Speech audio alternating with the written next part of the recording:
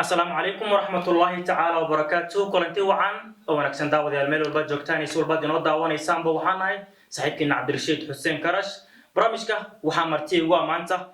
mid ka mid ah aqoon-yahanada Soomaaliyeed ee ku nool caasimadda Johannesburg ee dalka Koonfur Afrika injineer Cusmaan Sheekh Cumar injineer waan ku soo dhaweynaa barnaamijka maanta waxaan uga hadli doonaa hadduu rabbi raali ka noqdo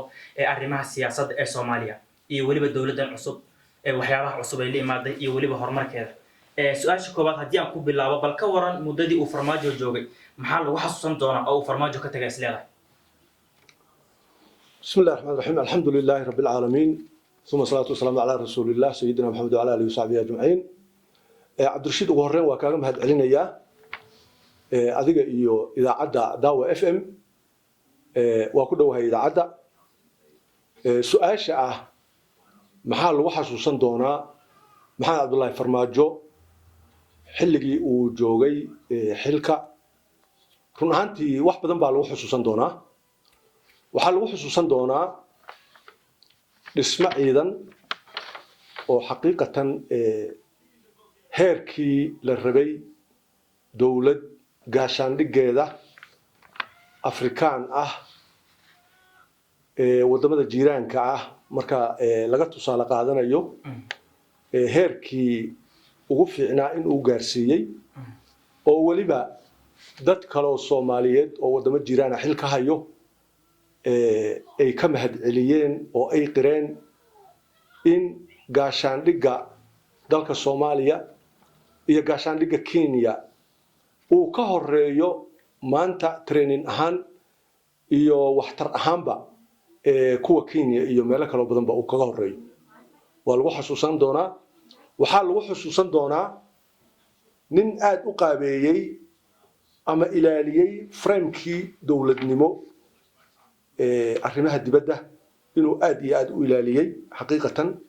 waa lagu xusuusan doonaa waa labada qodob ee ugu waaweyn waxaa lagu xusuusan doonaa isla xisaabtan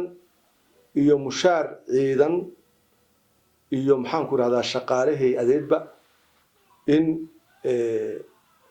ay qaadanayeen oo meel la saaray sida aan warbixinada faraha badan ku helayno xilligii hadda xilka uu baneeyeyna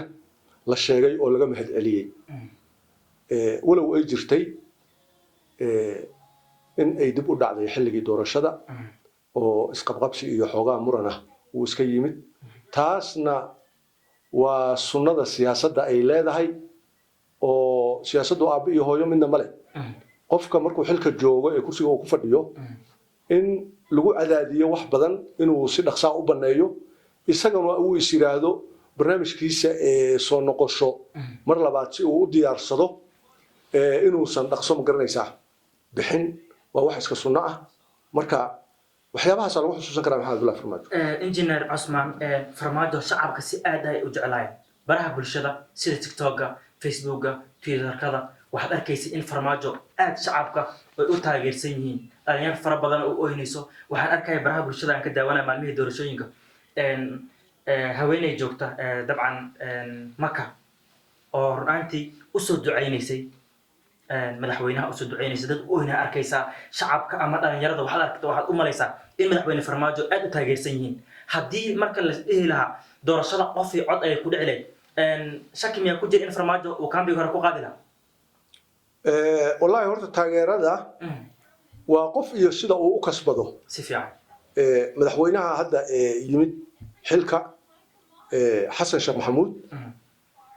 kuma cusba villada waa markii labaad oo uu ku soo noqonayo xasan sheekh maxamuud waa nin aqoon iyo capacity madaxnimo leh dalkan koonfur afrika aniga xusuustayda 2 jeer ayuu noogu yimid mar isagoo xil hayo oo madaxweynuhu noo yimid waxaan ka mid ahaa dadkii sida aadka ah ugu xiraa ama u soo dhaweeyay koonfur afrika ku soo dhaweeyay run ahaantii waa la jeclaa si aad iyo aad ayaa loo jeclaa ummadda Soomaaliyeed baa xoogaa waxaad moodaa xoogaa laablakaca iyo hadba qofka markaa dambeeya inay aad u taageeraan farmaajo waxa lagu xusuusanayo horaan kuugu sheegay ama taageerada uu ku kasbaday waa mushaaraadkaas iyo dhismaha ciidanka dabcan xasan sheekh maxamuud waan isnaqaan iskuma cusbin isaguna xilka kuma cusba waa nin mudan waqtigeediina yimid weliba aniga waxaan aad u taageerayay inuu meesha farmaajo sii joogo haddii uu farmaajo ka baxana xasan inuu ku soo laabto intii uu iman lahaa nin mugdi iyo madow uu ku jiro wuxuu qaban doono oo aan la aqoonin ama xilka ku cusub laakiin ilaahay ama siyaasi cusuba laakiin ilaahay ma haddii xasan ayaa ku soo laabtay xasan meesha ay maanta wax yaalaan wixii qaldamayna inuu saxo wixii hagaagsanna inuu horay u sii wado oo qulubta dadka uu kasbado yaan u rajaynayaa biidni illahi tabaaraka watacaala aad u mahadsan tahay xasan sheekh hore ayuu xilkan usoo maray sidaa sheegtay muxuu iska bedeli doonaa aad leedahay hadda wuxuu bedeli doonaa waa waaye arag xasan aqoon ku filan buu leeyahay maadi iyo diiniba waa nin dalka ka curiyey ama ka saaray dowlad kumeel gaara si fiican dowladaha kumeel gaarka inta badan xilliga kumeel gaarka waa la iska ciilanaa oo dowladdu sidii la rabo uma ayna shaqaynayn wax badan oo loo diidanaa baa iska jiray wuxuu ka saaray oo lagu xusuusan karaa kumeel gaarkii walaalkiis ama saaxiibkeen shariif sheekh axmed oo xilli kumeel gaara shaqaynayay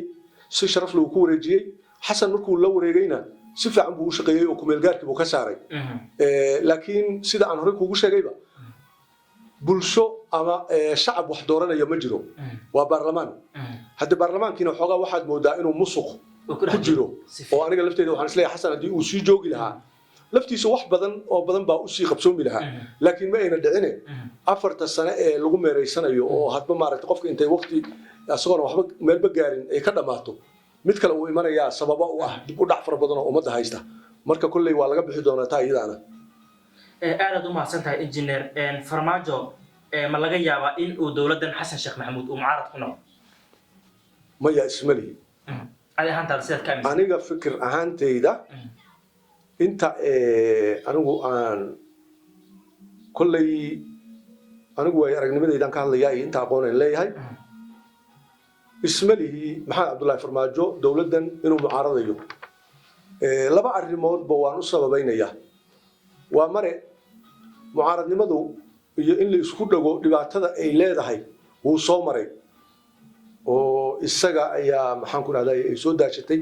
in la ismucaarado oo la isku dhago wax faa'iido u keenayso male taluu siin doonaa uu garab istaagi doonaa dardaarankiisii markuu uu baxayayna waxay ahayd oo ummadoo dhan uu ka codsaday ilaahay hortiisa in dowladdaas lala shaqeeyo laakiin hor istaag iyo inuu sameeyo ma filaayo qodobkaas waa u sababaynaya qodobka labaad dee xamar buu gees ka degan yahay oo nin hadda inta dibadda aaday meelaha ka soo hadlayo oo wax soo musuq maasuqayo ilama eka nin waqtigiisa sugayo oo kambeynkiisa iyo xilligiisa qaadan doono ayuu u egyahay sidii uu asagu marka xilka ku baneeyey iyo si lamid ah in isagana loogu wareejin doono ama uu soo koorseyn doono ayay anigu ila muuqataa siyaasaddu waa marathon qofka siyaasiga waa nin marathon ordayo oo kale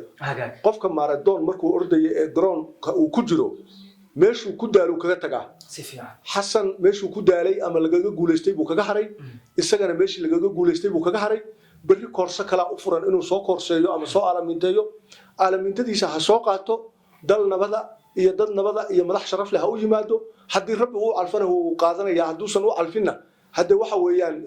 koorsidiisu isaga sii jiraya engineer farmaajo waa madaxweyne muddo badanna waddanka uu soo maamulaya waxaa lagu xantaa in Soomaaliya ama Muqdisho maanta uu guri ku lahayn arrinta aad maxaa ka aaminsantahay madaxweynayaasha sidaan ognahay inta badan markay xiralka qabtaan waxyaabo fara badan ay isdaba mariyaan wadamo shisheeye ah ama qurbaha haba noqotee ay guri ka gataan oo maxaa dhihi jiray business substan laakiin farmaajo waxaa lagu xantaa inuu lacag haysanin kaliya waddanka hata Soomaaliya Muqdisho uu ku qaban gurigiisa ama uu ka dhistay ay jireen midaad adiga maxaad ka aaminsantahay والله aniga ma ahan hortay baa la sheegay raggii isaga sida tooska ay isu mucaaradayeen midowgii musharaxiinta ka mid ahaa ayaa qiray inuusan tuugna ahayn waxbana dhicin waa la sheegay raggaas rag maanta waddanka xil loo magacaabay hadda aan maqlayay goor dhow Facebook aan ku arkayay in xilal loo magacaabay ayaa ka mid ahaayoo sheegay ilaahay hortiisa waana uga mahad celinaya qofka libintiisu inay sheegaan waa uga mahad celinaya arrintaas idaa wax qarsoon inagu ma sheegi karno laakiin wax hadda muuqdo oo la sheegay ma ay jirto waana arrin guul iyo sharaf ah oo ku dayasho iyo mudnaan la waayo ku dayasho iyo mudnaan bay leedahay arrintaas idaa farmaajo muddadii uu xilka hayay waxaa lagu eedeeyay inuu yahay keligis talis arrinkaas maxaa kaaga muuqda adig haddii steerinka la isla qabsado keligii talisnimo way imanaysaa si fiican wuxuu filayay maxaa Cabdullaahi Farmaajo si official muddo baarlamaanku inay ugu daraan ama 6 bilood ama sanad ah sidii asaga madaxdii ku horeysayba loo yeelay oo kale ma aysan dhicin xilliga markuu dhamaaday waxa lagu bilaabay xoogaa maaragtay xukunkii iyo doorasho degdeg ah inuu qabto ra'iisul wasaarihii bay isku dhaceen xasan cali khayre oo isagana in muddo ah soo hayay shaqo wanaagsanna soo qabtay xaqiiqatan wax badan lagu xusuusan doono xasan cali khayre kadibna maxamed xuseen rooblaa yimid ra'iisul wasaaraha haddaba jooga oo weli aanan xilka banaynin isqabqabsi fara badan baa dhacay marka isqabsiguna nacayb qabali ama aha jacayl gaar ah oo maxaan ku raahdaa meeshii laga talinayay ama state house-kii waan jeclahay aan sii joogo ama xoog baan ku joogaya ama ahayne waxay ahayd war hawsha sidan intan dhiman ay qabyada ay xilligeedii hana la siiyo oo aan wax ku soo dhimaystirno iyo ma ahane durba banay bay ahayd arrintu inta la isku hayay aad u mahadsantahay barnaamijka gabagaba ayuu noo maraya ra'iisul wasaaraha ama booska ra'iisul wasaarenimada ee Soomaaliya sida loo ognahay farmaajo wuxuu la soo baxay ra'iisul wasaare Khayre muddo yar markay isla shaqeeyaan xilkii uu ka qaaday waxa imaaday maxamed xuseen rooble sidoo kale tana bilooyinkii ugu dambeeyay intii doorashada la galay khilaaf aad u ballaaran ayaa ka dhex tagnaa maxaa sababay ra'iisul wasaare iyo madaxweynihii soo doortay ay isku fahmi lahayn Soomaaliya aad baad u mahadsantahay Cabdishiid mar labaad waa kaaga mahadcelinayaa runtii waa su'aal qiimaheeda leh oo runtii culus wax kale oo aniga hadda aragtidayda sababi kara ma ay jirto aanan ka ahayn waxaanan jirin maxkamad dastuuri ah oo u shaqeysa ama garab istaagta haykalka iyo hanaanka dawladnimo iyo sida mustawaha la kala leeyahay soo xukunta ayaanan jirin inta marka dalka uu ka yeelanayo maxkamad dastuuri ah oo baarlamaanka uu ka ansixin doono awoodaha la kala leeyahay murankan wuu iska jiri doonaa murankanna mid hadda soo bilowday ma murankan wuxuu soo bilowday madaxdii ka horeysay maxamed cabdullaahi farmaajo sida xasan sheekh maxamuud shariif sheekh axmed cabdullaahi yuusuf axmed oo hadda mootan allah u naxariistee laba ra'iisul wasaare ayaa isaga dambeysay cabdullaahi yuusuf axmed ragga kalena laba iyo saddex baa isaga dambeysay intaana isqabsiga waxa uu keenayay awoodihii baanan kala soocnayn iyo taladii dalka inaan marka la isu talin oo aan la isxukumin oo la isku dhaco mar haddii wixii ay isku qasmaan ayaa keenaysa taasna waxaa looga bixi karaa kulley hadda waxaan isleeyahay xasan sheekh maxamuud wuu ku soo waayay argay arrintaas iyadaa waayay arag buu u leeyahay waayay aragnimo buuxdo iyo qabiir buu u yahay wuu soo maray inay rag isqabqabsadaan si aan la isu qabsan in hadda baarlamaanka la horgeeyo oo haddii ilaahay yidhaahdo awooduhu ay kala soocnaadaan oo ay kala xadidnaadaan si aan mar dambaba la isu qabsan madaxweynaha isaga ka dambeyn doonana haddii ilaahay yidhaahdo uu ugu imaado jaanis fiican iyo isqabsi la'aan xasan sheekh maxamuud waa madaxweynaha hadda kursi ku fadhiya shalay aad lagu wareejiyay horaanna xilkan wuu usoo qabtay sax intii uu farmaajo runaantii uu xilkan hayayna wuxuu ahaa mucaarad ayuu ahaa waxyaabo fara badan oo farmaajo ka khaldamay waxyaabo fara badan oo farmaajo uu saxayna runaantii xasan sheekh maxamuud wuu daawanayay marka ma isdhihi karaya xasan sheekh maxamuud shantan sano ee xilka uu hayo waxyaabo fara badan ayuu ishiisa ay kusoo macalintay nacam waxyaabo badan sideedana siyaasaddu waa cashir dhigan weeye oo meerta ah qofka walaalkaa ah ee xilka kaaga horreeyey wixii wanaagahoo kuu muuqda oo ummaddu ay ku taageerayso inaad kaga dayato wixii aad isleedahay waa fashil iyo ummaddu way ku mucaaradaysaana aad ka leexato weeye marka labadooduba cashir bay kala qaateen maxamed cabdullaahi farmaajo soo gelitaankiisii naqshado badan ayuu ka qaatay xasan oo wanaag iyo xumaan labadaba ah xasanna waxbuu ka qaatay marka maanta waxaan leeyahay Soomaaliya meel fiican bay maraysaa waxaan u rajaynayaa khayr fara badan meel fiican bayna maraysaa farmaajo waxaa la sheegaa in uu haysto taageero shacabka inta badan xasan sheekh maxamuud ma laga yaabaa in sidaas oo kale uu helo taageerada shacabka sidaa aragtay inta badan baraha bulshada facebooka tiktoka twitterka farmaajo aad ayaa loo jecel yahay siiba dhalinyarta soomaaliyeed farmaajo aad ay u jecel yihiin waxaad arkaysaa gabdho farmaajo u oynay waxaad arkaysaa wiilal soomaaliyeed qurbaha joogto oo farmaajo u oynay hooyooyin waxaad arkaysaa farmaajo u ducaynayo marka siduu qalbiga ee soomaaliyeed farmaajo waxaas dhihi kara aad iyo aad ay ugu ballaaran yahay xasan sheekh maxamuud ma laga yaaba inuu sidaas ubiyo maadaama horeyna xilkan uu soo maray nacam